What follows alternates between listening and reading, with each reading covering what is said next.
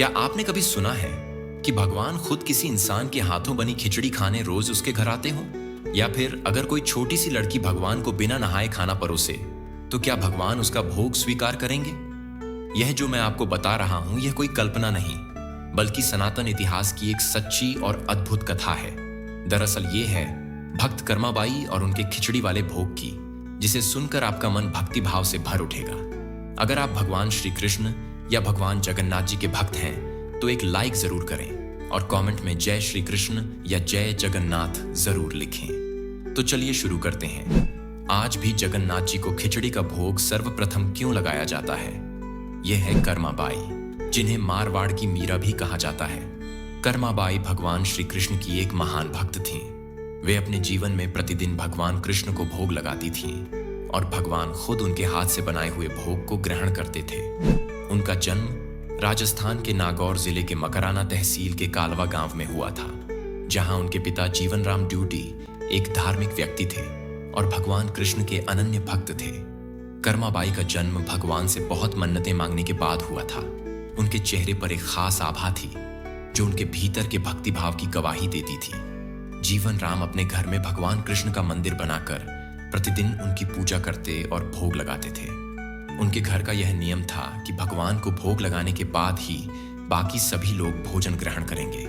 कर्माबाई अपना बचपन इसी माहौल में बिताती रही और प्रतिदिन भगवान के भोग को देखकर उनके दिल में भक्ति के गहरे संस्कार विकसित हुए।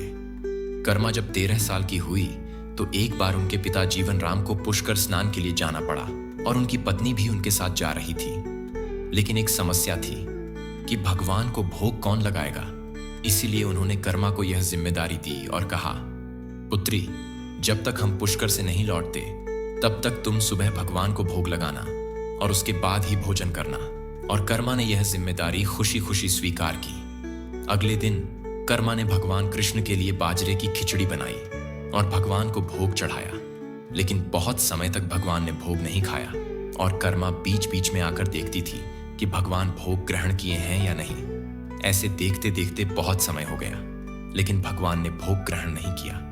फिर कर्मा सोचने लगी, क्या पता भगवान को खिचड़ी में घी या गुड़ की कमी हो सकती है, शायद इसलिए खा नहीं रहे हैं। उसने फिर खिचड़ी में थोड़ा घी और गुड़ डाला, लेकिन फिर भी भगवान ने भोग ग्रहण नहीं किया। कर्मा ने निराश होकर भगवान से कहा, हे प्रभु, आप भोग क्यों नहीं ग्रहण कर रहे हैं? माँ बापू पुष्कर गए हैं और जब तक वह नहीं आ जाते तब तक मैं ही आपको भोग लगाऊंगी। कर्मा के ऐसे बोलने के बावजूद भी भगवान ने भोग नहीं खाया। फिर कर्मा ने शिकायत करते हुए कहा, जब आप माँ बापू से भोग ग्रहण करते हैं तो आज क्यों नहीं खा रहे? यही कह के कर्मा भगवान के भोग का इंतजार करती रही और समय गुजरता गया। सुबह से दोपहर और दोपहर से फिर शाम हो गया। तब तक न भगवान ने भोग ग्रहण किया और न ही कर्मा ने कुछ खाया। अंत में भगवान कृष्ण की मूर्ति से आवाज आई, कर्मा, तुमने पट बंद नहीं किया था, तो मैं भोग कैसे ग्रहण करता? यह सुनकर कर्मा ने तुरंत पट बंद कर दिया और भगवान ने खिचड़ी का भोग ग्रहण किया। जब कर्मा ने पट खोलकर थाली को देखी तो वह पूरी तरह से खाली हो गई थी। वह भगवान से बोली, इतनी सी बात थी तो पहले ही बता देते, हमें भी भूखा नहीं रहना पड़ता। अब से प्रतिदिन भगवान कृष्ण कर्माबाई के घर आते और उनके हाथ से बनाई हुई खिचड़ी ग्रहण करते। कर्मा पहले अपना छोटा मोटा काम जैसे घर झाड़ू लगाना, पौधों को पानी देना, यह काम करके फिर भगवान को भोग लगाती थी। फिर 2 दिन बाद कर्मा ने सोचा कि वह पहले भगवान को भोग लगाएगी ताकि उन्हें जल्दी भूख न लगे और घर के बाकी काम बाद में करूंगी। अब कर्माबाई दिन की शुरुआत भगवान को भोग चढ़ाने से ही करती थी। एक दिन जब कर्माबाई के माता पिता तीर्थ यात्रा से लौटे तो उनके पिता ने पूछा, पुत्री, क्या तुमने किसी दिन भगवान को भूखा तो नहीं रखा ना? कर्मा ने कहा, नहीं पिताजी, मैंने प्रतिदिन भगवान को भोग लगाया। लेकिन जब उनकी मां रसोई में गई तो उन्होंने देखा कि गुड़ का मटका खाली हो गया था। उन्होंने कर्मा से पूछा, पुत्री, इतना सारा गुड़ कहां गया? कर्मा ने कहा, मां, भगवान कृष्ण प्रतिदिन खिचड़ी का भोग खाते थे, इसलिए मैं खिचड़ी में अधिक गुड़ डाल देती थी। यह सुनकर उनके माता पिता चकित रह गए। उन्होंने सोचा, हम भगवान से आशीर्वाद पाने के लिए इतने दूर पुष्कर गए थे और हमारी बेटी के हाथों खिचड़ी का भोग खाने के लिए भगवान कृष्ण रोज आते थे। उनको विश्वास ही नहीं हुआ और बोले, शायद हमारी छोरी बबला गई। फिर अगली सुबह कर्मा ने अपने माता पिता को भगवान के भोग ग्रहण करने की प्रक्रिया दिखाने का निर्णय लिया।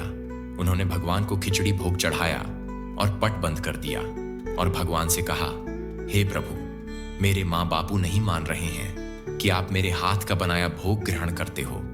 अब आप खुद आकर सिद्ध करें कि मैं भगवान को भोग लगाती हूँ और मेरे भगवान सारा भोग ग्रहण करते हैं। जो भक्त सच्ची मन से ऐसे पुकारे और भगवान ना आए, यह तो हो ही नहीं सकता।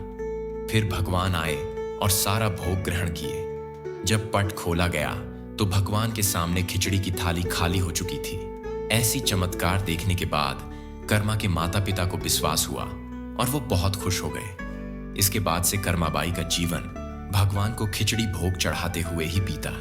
एक दिन जब कर्माबाई के माता पिता का निधन हुआ तो वह भगवान के साथ तीर्थ यात्रा पर निकल पड़ी। जहां भी जाती भगवान को खिचड़ी का भोग चढ़ाती। उनका यह सफर उन्हें ओडिशा राज्य के जगन्नाथपुरी धाम तक ले गया। वहां भी वह रोज भगवान को खिचड़ी भोग चढ़ाती। वहां एक दिन एक बालक ने पूछा, माता, क्या मुझे भी खिचड़ी मिल सकती है? कर्मा ने कहा, हाँ बेटा, जरूर। बालक ने फिर कहा, अगर मैं रोज आपके पास खिचड़ी खाने के लिए आऊं तो क्या आप मुझे रोज खिचड़ी खिलाओगे? कर्मा ने मुस्कुराकर कहा, हाँ बेटा, तुम रोज आओगे तो मैं तुम्हें रोज खिचड़ी दूंगी। लेकिन दोस्तों, क्या आपको पता है, यह बालक कोई और नहीं बल्कि स्वयं भगवान जगन्नाथ थे, जो भक्त कर्माबाई के हाथ से बनाई खिचड़ी खाते थे। कई दिनों तक यह सिलसिला चलता रहा। लेकिन एक दिन एक पुजारी दोपहर को धूप में जाते हुए रास्ते में कर्माबाई से मिला और कहा, माता, आपको देखने से लगता है कि आप बहुत बड़े भक्त हो। कहाँ जा रहे हो? कर्मा ने कहा, मैं नहाने जा रही हूं। फिर पुजारी ने कहा, इतना देर क्यों होता है? कर्मा ने कहा, मैं सबसे पहले भगवान को भोग चढ़ती हूं, फिर उसके बाद बाकी काम खत्म करके नहाने जाती हूं। फिर पुजारी बोलता है, माता, आपको भगवान को भोग चढ़ाने से पहले नहा धोकर और साफ सफाई से करना चाहिए।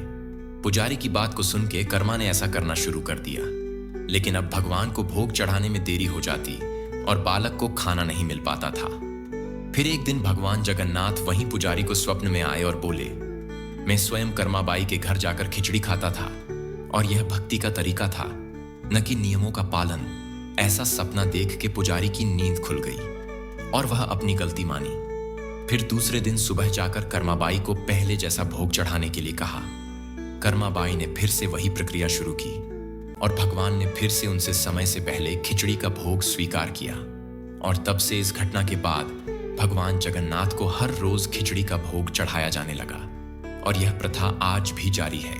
यही थी भक्त कर्माबाई की कहानी, जो अपने सरल और निष्कलंक भक्ति भाव से भगवान को आकर्षित करती थी।